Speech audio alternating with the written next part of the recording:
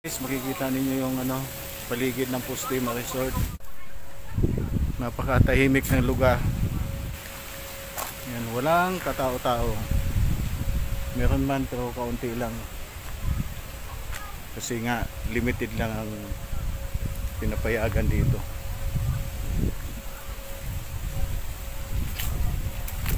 So, ito yung bukod doon sa kabila, meron din sa kabila doon eh. Meron din doon sa kabila. Isang part lang to dito.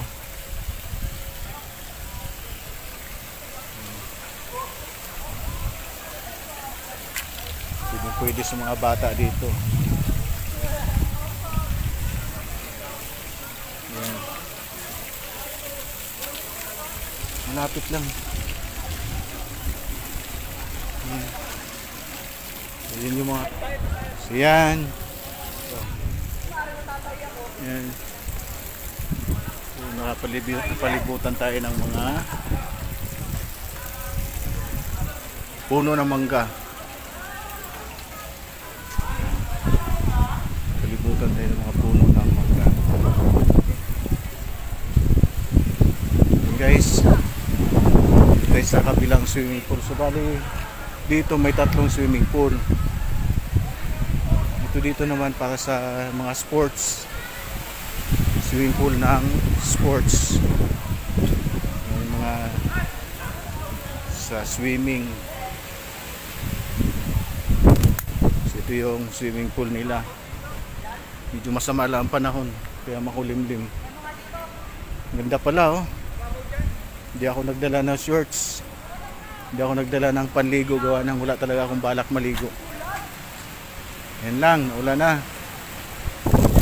Tsaka panligo. So sisilong muna tayo dito guys. Ulan na, sisilong muna tayo dito. Yan. So ang ganda dito oh.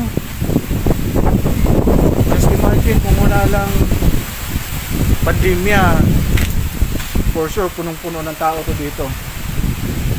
No? Lakas ng hangin. Lakas ng hangin.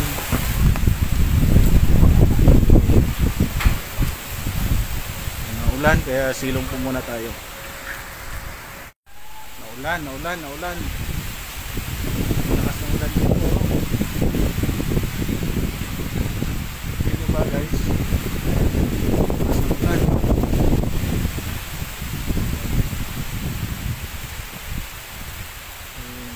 Ampias, Ambon.